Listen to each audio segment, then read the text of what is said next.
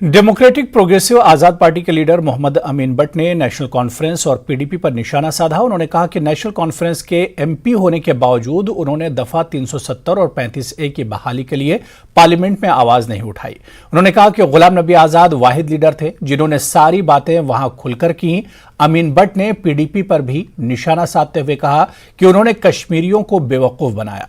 अमीन but ने खान साहब बडगाम के लोनूरा में पार्टी कन्वेंशन से खिताब के दौरान ये बातें कही। पार्टी कन्वेंशन में पार्टी के कई लीडरान और पार्टी वर्कर्स मौजूद रहे।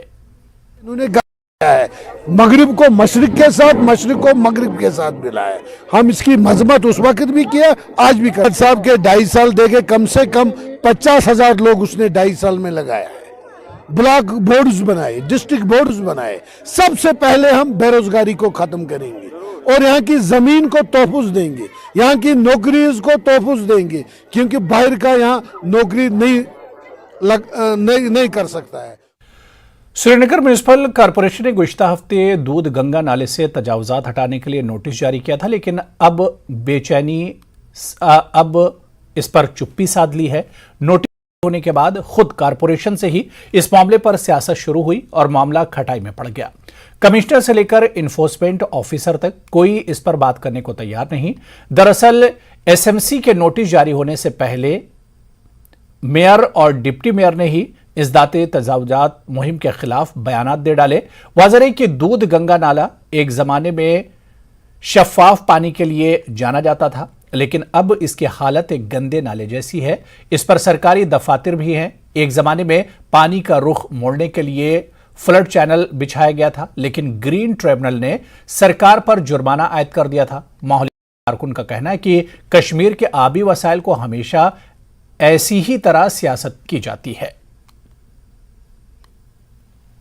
पहले तो मैं आपको बता दूं, by virtue of municipal corporation act 2000 ये गलत है। कि जो पब्लिक नोटिस कमिश्नर साहब ने निकाली है ये गलत है। तो चाहिए था अगर कोई ऐसा प्लान होता स्मार्ट सिटी में या श्रीनगर म्युनिसिपल कॉर्पोरेशन के पास या कमिश्नर कोई ऐसा कोई आइडिया आता, इसकी शानी रफ्ता बहाल करनी है, इसको बाज़ाब्ता इसका जो प्लान है ये यहाँ की काउंसिल को डिस्कस करना है और मैंडेट भी दिया गया है म्युनिसिपल कॉर्पोरेशन एक्ट में ये यहाँ की स्टैंडिंग कमेटी को। कॉम्प्लेक्स यहाँ की गवर्नमेंट इदारों ने बनाए हैं, एसडीए बनाए हैं। मास्टर प्लान तो वही प्रिपेयर करते हैं, मास्टर प्लान तो उनका है।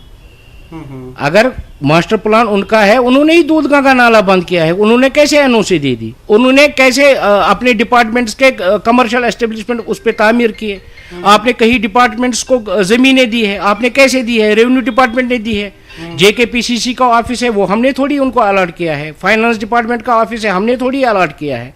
म्युनिसिपल कॉर्पोरेशन का इस चीज़ से कोई वाबस्तगी नहीं है। अगर रेवेन्यू मैटर से ये यहाँ के जो रेवेन्यू अथॉरिटी है वो देखेंगे। तो इस पर सियासत हो रही है और सियासत के नाम पर जो एक खास चैनल हमारी गंगा की है जो महाराजा के वक्त से हुआ करती थी, उस पर वाकई एक सियासत हुई है।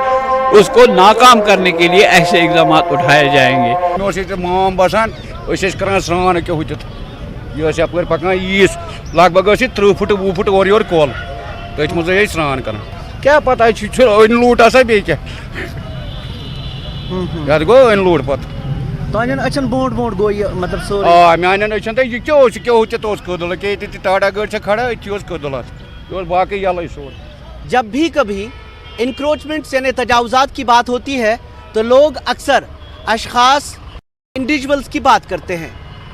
कश्मीर में आबी वसाइल के बारे में सबसे ज़्यादा तबाही सरकारों की वजह से हुई है या सियासत की वजह से हुई है। इसकी एक ज़िंदा मिसाल दूध गंगा नाला है। इस नाले पे माजी में भी सरकारी इमारत तामीर की गई और ये सिलसिला अभी भी कहीं कहीं जारी है। जिन अशखास ने इस पे अपनी निजी तामीरात कायम की हैं उन्हें भी किसी न किसी मौके पे सरकारों की या सियासतदानों की ईमा या मदद हासिल रही। ये सिर्फ अकेले दूध गंगा की कहानी नहीं है। में झील, झरनों और कई दीगर आबी वसीलों पर भी इसी तरह का शिकंजा कसता जा रहा है, लेकिन सरकार अभी तक उन्हें हटाने में कामयाब नहीं रही है। कैमरा पर्सन आफाक शाह के साथ शब्बीर अहमद, न्यूज़ 18 श्रीनगर।